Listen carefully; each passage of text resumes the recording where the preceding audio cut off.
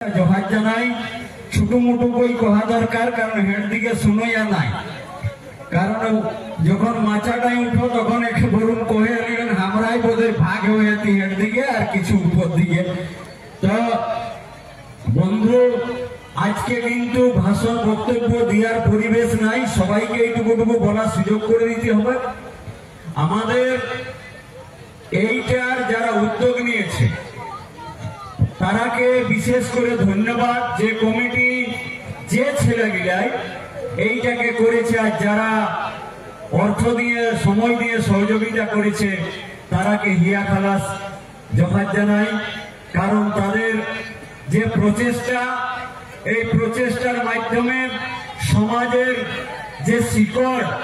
যে শিকড়টাই ঘুম ধরে গেছিল, যে শিকড়টা তলে তলে মরে গেছিল, সেই শিকড়টাকে ঘুরে জল সার দিয়ে যে বাঁচাবার চেষ্টা করছে, তার জন্য এই কমিটিটাকে বিশেষ বিশেষ ধন্যবাদ।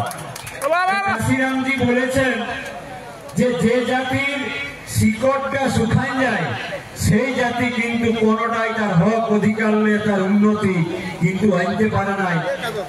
তো আমরা দেখেছি বা পড়েছি, জানেছি বা জানছি, জানার চেষ্টা করছি যে রঘুনাথ মাহাতোর যে সুপ্ত বা অলিখিত যে ইতিহাস, সত্য ইতিহাস না লেখার যে চক্রান্ত, এইটাকে আমরাকে কিন্তু অনুধাবন করতে হবে।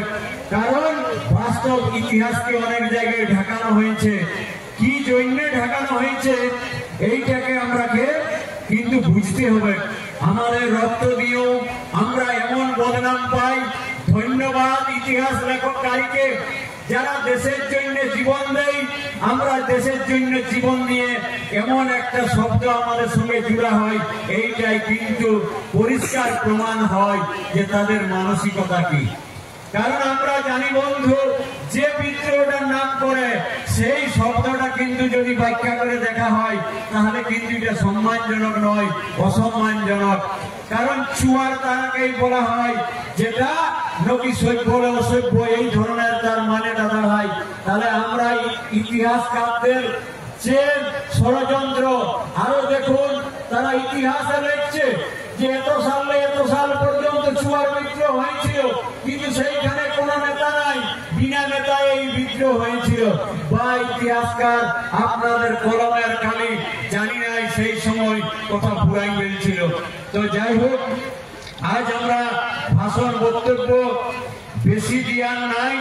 আমরা চাই এমনি ভাবে বিভিন্ন মাধ্যমে সমাজে যে জ্বরটা আমাদের মাথায়, যে অলগ পুঁয়ের, যেমন গাছে যে গাছটার উপরে অলগ পুঁই থাকে, সেই গাছটাকে ধীরে ধীরে যেমন মানে তার পাতালে শুরু করে গাছটাকে খায়ে খায়ে মরাই দেয়।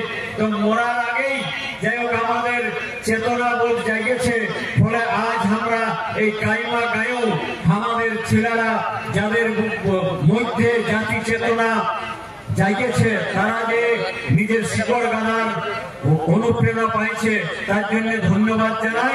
আমি আমার ক্ষুদ্র বক্তব্য শেষ করছি। সবাইকে জোহার, ধন্যবাদ, নমস্কার।